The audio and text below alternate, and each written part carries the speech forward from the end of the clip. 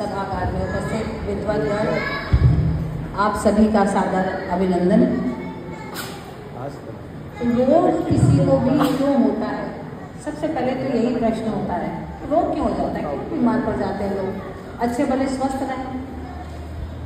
तो हमारे दर्शन शास्त्र में कहा गया है कि संचित धर्म, संचित कर्म, प्रारब्ध कर्म और क्रियमाण कर्म, 3 तरह के कर्म होते हैं।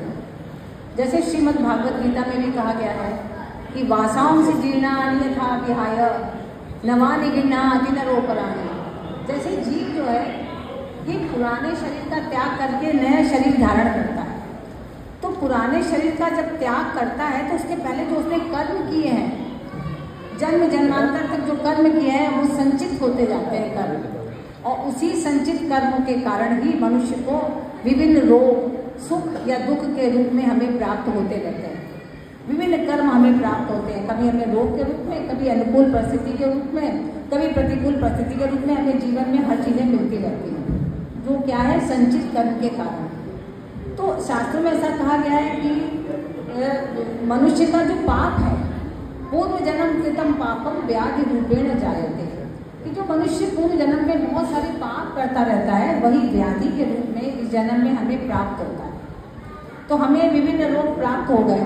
अब वो रोग कैसे कैसे प्राप्त हो गए, बहुत से लोग मेरे से पूछते थे कि क्या प्राचीन शास्त्रों में भी कैंसर के विषय में बताया गया है? जी हाँ, कैंसर के विषय में हमारे बृहद पराशर होरा शास्त्र में भी बताया गया है, उत्तर कालामृत में भी बताया गया है, फलदीपिका में भी बताया गया, सभी शास्त्रों में बताया गया है, लेकिन थोड़ा सा नाम फर्क है। पहले कैंसर रोग को कर्काटक रोग कहा जाता था, कर्काटक रोग। तो जो ये कैंसर रोग है वो क्यों होता है? सबसे पहले तो क्या होता है, जो लग्न और लग्नेश होता है, अगर लग्न जो होता है पूरे शरीर का द्योतक होता है, लग्नेश अगर अच्छी स्थिति में नहीं बैठा है तो विभिन्न प्रकार के रोग आपको होंगे ही, आपके शरीर में रोग प्रतिरोधात्मक क्षमता कम हो जाएगी। और जब किसी का चंद्रमा अगर कमजोर है और चंद्रमा पर शनि का प्रभाव है तो वो निगेटिव थिंकर ज़्यादा बढ़ जाएगा। और जब जरा सी भी कोई बीमारी हुई, अब हम सोचने लगे अरे अब तो हम अच्छे ही नहीं होंगे, हमें तो बहुत सारी समस्याएं रहेंगी, हाँ, और ऐसा सोचते सोचते निगेटिव को और बीमार पड़ता जाएगा। और अगर चंद्रमा बलवान है तो उसके मन में ये विचार आएगा नहीं हम अच्छे हो जाएंगे। हम कोई भी ऐसा प्रयास करें जिससे हम जल्दी से जल्दी शीघ्रता की शीघ्र हम पूर्ण स्वस्थ हो जाए, स्वस्थता की ओर अग्रसर हो। तो पहली बात तो हमें चंद्रमा बलवान होने की आवश्यकता है। दूसरा, लग्नेश की स्थिति अच्छी होने की आवश्यकता है। उत्तर कालामृत में ये बताया गया है कि अगर लग्नेश अगर 6ठे भाव में बैठा हो, त्रिक भाव में बैठा हो, 6, 8, 12 में बैठा हो और अच्छी स्थिति नहीं है, पाप ग्रह से उसको देख रहा हो, युति हो, दृष्टि हो, तो भी ऐसे जातक को बारंबार रोग होता जाता है, जल्दी जल्दी रोग होगा और जल्दी जल्दी होगा भी और जल्दी जल्दी ठीक भी नहीं होगा। अब इसी के साथ बृहद पराशर होरा शास्त्र में बताया गया है कि अगर किसी का चंद्रमा अगर 6ठे भाव में बैठा हुआ है और गुरु उसका लग्न में बैठा हुआ है तो उसको 6ठे भाव का चंद्रमा, 6ठे चंद्रमा यदि लग्न में बैठा हुआ है तो उसके मुख में घाव हो जाएगा, मुख में रोग हो जाएगा। तो मुख में रोग हो जाएगा तो ये आप देखिए श्री रामकृष्ण परमहंस जो थे उनको मुख का कैंसर था, मुख का कैंसर था और उनके जो है 6ठे जो था उनका चंद्रमा था और उनका लग्न में बैठा हुआ था। अब ऐसा नहीं है कि हर किसी का चंद्रमा अगर 6ठे से होकर लग्न में बैठा तो उसको कैंसर ही हो। अब कैंसर ही क्यों होगा? क्योंकि राहु अगर दृष्टिपात कर रहा है तो राहु क्या होता है, थोड़ा घृणित रोग दे देता है, जैसे फोड़ा, फुंसी रोग जो जल्दी ठीक ना हो।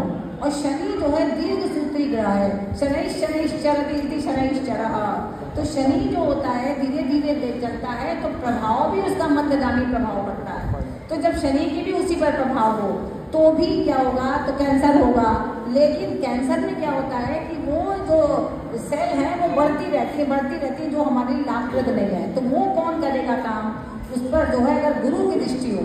जबकि ऐसा कहा जाता है कि किम कुर्वन्ति ग्रहा सर्वे यत्र केंद्रे बृहस्पति, कि केंद्र में अगर गुरु है तो कोई भी ग्रह क्या कर सकता है, लेकिन अगर रोग की दृष्टि से है, अगर रोग प्रभावित कर रहा है, रोग के भाव को देख रहा है, रोगे से संबंधित किसी को देख रहा है तो वो ऐसे व्यक्ति के कैंसर के रोग को और बढ़ा देता है। कई बार कैंसर के रोग हमने जन्म कुंडली देख करके उनको अपने स्वाभाविक ज्योतिषीय उपाय बता करके ठीक भी भी हुए हैं, जो हमारे बहुत अच्छे ऐसे परिणाम आए हैं हमारे पास, जिनको हमने बताया ईश्वर की कृपा से वो रोग उनके सही हुए। वो भी सही क्यों हुए? क्योंकि उनकी ही कुंडली में वो ऐसे योग थे सही होने के। ऐसा नहीं कि सभी के सही हो जाएंगे। अगर अष्टमेश जो है ऐसी स्थिति में नहीं है, क्योंकि अष्टम भाव और अष्टमेश और अष्टम को देखने वाले ग्रह ये आपके मृत्यु के कारण को बताते हैं कि मृत्यु किस कारण से होगी। मृत्यु का भी कारण अगर कैंसर रोग ही है तब तो हम कोई भी उपाय कर लें वो कैंसर से ही होगी। लेकिन अगर मृत्यु का कारण हार्ट अटैक है, मृत्यु का कारण जल में डूबना है, तो आपको कितना भी भीषण कैंसर हो आप उससे नहीं मरेंगे, आप मरेंगे जल में डूबने के कारण। तो हमें ये भी पता करना चाहिए कि मृत्यु होगी किस कारण से, कैंसर से भी होगी या किसी अन्य रोग से होगी। तो एक बार मेरे पास आई थी एक महिला जिनको कि ब्रेस्ट कैंसर था। तो जब उनकी कुंडली देखी तो उनको शक था, केवल एक थोड़ा सा हुआ था जिसमें से घाव हो गया था, खून रिश्ता था। तो उन्होंने पूछा क्या मेरा अच्छा होगा, क्या है? डॉक्टर तो बता रहे हैं शायद कैंसर है। तो हमने देखा हाँ कैंसर की शुरुआत तो है आपकी, लेकिन आप परेशान मत होइए, आपकी अन्य ग्रह स्थितियों को देखते हुए ऐसा लग रहा है ये आपका ठीक हो जाएगा, आपकी मृत्यु इससे बिल्कुल भी नहीं होगी, आप चिंता ना करें। और उनको साधारण सा हमने उपाय बताया, केवल दूध और काला तिल, आप दूध में काला तिल डाल करके उबालिए और दोनों टाइम पीजिए।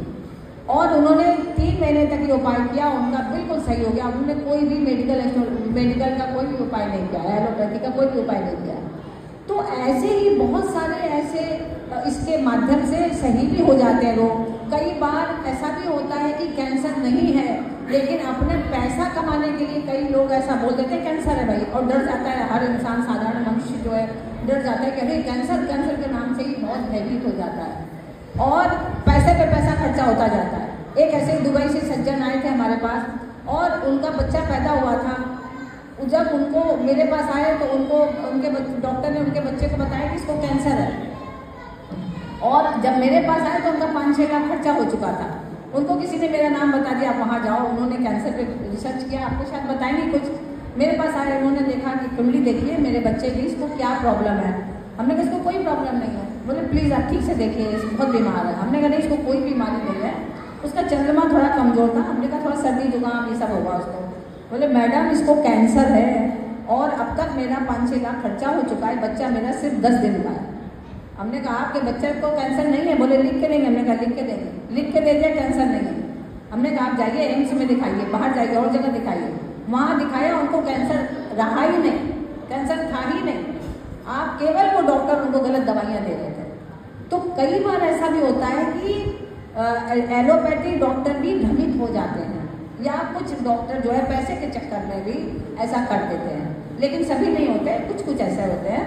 तो क्या आज हमारे एस्ट्रोलॉजी ने ज्योतिष के माध्यम से ये हम बता सके कि उसको कैंसर नहीं है और पूरी दृढ़ता के साथ, और वो सही निकला, ये हमारे लिए बहुत ज्योतिष की दृष्टि से बहुत ही अच्छी बात है। तो इसलिए हम ये चाहते हैं कि ज्योतिष की दृष्टि से भी आप सभी को देखना चाहिए। चाहे आप फलदीप का पढ़िए, उत्तर कालामृत पढ़िए, बृहद पराशर होरा शास्त्र पढ़िए, जितने भी हमारे पराशरी शास्त्र हैं, जितने भी लघु पराशरी पढ़िए, इन सभी में लिखा गया है कि जैसे राहु के बारे में भी कहा गया है कि यद्यद भावगतौ वापि यद्यद भावेश संयुतौ और तत्तत् फलानि प्रबलौ प्रतिषेधाम तमो ग्रहौ। जो तम ग्रह है वो जिस भाव में बैठते हैं, जिस राशि में बैठते हैं, उस भावेश का फल द्विगुणित दे देते हैं और ज़्यादा प्रभाव कर देते हैं। तो अगर रोग की दृष्टि से अगर फल देने वाले हैं तो वो और ज़्यादा फल देंगे और ज़्यादा उसको अस्वस्थ कर देंगे। तो हमें ये ध्यान रखना चाहिए कि हम जब भी कैंसर की दृष्टि से किसी भी रोग को देखें, हमें किसको देखना है? षष्ठेश को देखना चाहिए, अष्टमेश को देखना चाहिए, द्वादशेश को देखना चाहिए, तृतीयोश को देखना चाहिए। इन सभी भावों के स्वामियों को हमें देखना चाहिए और उस पर शनि, राहु और विशेष रूप से गुरु का प्रभाव होगा तो उसी रोग को वो और बढ़ाता जाएगा। तो जितना ज़्यादा हो सके हमें उसके लिए गुरु का दान भी करवाते रहना चाहिए, राहु शनि की भी शांति कराते रहना चाहिए। और फिर उसका हिसाब से हमें मेडिकल एस्ट्रोलॉजी भी बहुत डेवलप कर रही है, बहुत उसमें उन्नति किया है, तो उसके हिसाब से भी हमें उसका उपाय करना चाहिए। तो ज्योतिष की दृष्टि से कैंसर पर हम लोग बहुत कुछ आगे कर रहे हैं और आगे करते रहेंगे, और हमें उम्मीद है कि आप सभी भी इस पर आगे और कार्य करेंगे। धन्यवाद, आप सभी को बहुत बहुत धन्यवाद।